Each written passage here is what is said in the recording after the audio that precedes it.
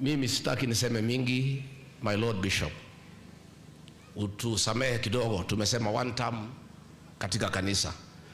Najua hii one term imeleta shida. Mpaka sasa kanisani tunasema one term. Tunataka tuseme huko nje, utusamehe baba askofu. Ni vile maneno iko, watu wamekula mori mpaka wanashindwa kuvumilia, mpaka kanisani wanataka kujieleza. Kwa hivyo mimi niseme, Your Excellency, I wanted to just say several things. Muthamaki witu kumarira wathire ne kwanyitanire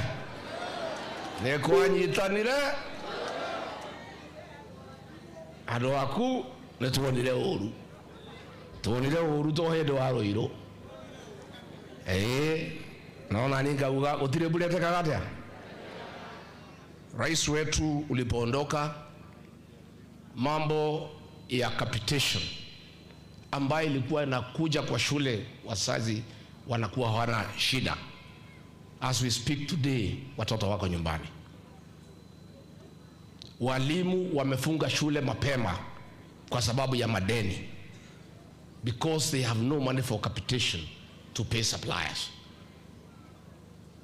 Rais Uhuru Kenyatta, my brother, ile NHIF ulipanga ilikuwa nafanya kazi mzuri, ilitolewa. Yule jamaa akaleta mnyama ingine anaitwa SHA. Sijui kama umeisikia Rais Kenyatta, hiyo SHA inaitwa SHA Shi. Inafanya kazi? SHA inafanya kazi? Tumetoka hapo, mahospitali yetu isikuwe na shida. Huyu waziri anapiga kelele. Ile maneno nimemuuliza ajibu, hataki kujibu. Anasema ati tunapiga wa Somali. Mimi nauliza wewe waziri Duale, ukiiba pesa ya SHA, wa Somali walikuwa hapo? Na ingine Karen, wa Somali walikuwa pale? Ile pesa yote mmechukua ya SHA ni wewe. Usiingize jamii ya wa Somali kwa shida zako. The Somali community is an honorable community that does business in this country. Don't drag the community in your challenges.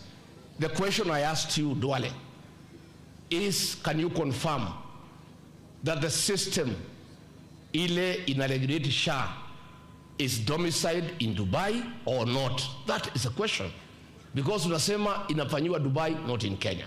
Number two, tunakuuliza swali, every second of the month hiyo kampuni yako inaitwa Convergence inalipwa 600 million. Can you answer that question? Is it yes or no? Tena tunakuuliza, before Wakenya wapiga kelele, there was an online platform ilionyesha pesa ya SHA vile natumika kila siku, Wakenya waelewe. Why did you stop it?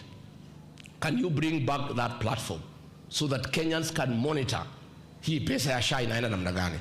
Na ndio hii Nairobi Hospital ilitaka kuibiwa, because walijua wakiiba Nairobi Hospital, kwa sababu ni hospitali kubwa ya matajiri, pesa ya SHA ipitie huko, hakuna mtu atakuwa suspicious. Because it's a big hospital, it can be paid in billions and there will be no suspicion. So those are the issues of the day. Na sisi tunataka tuseme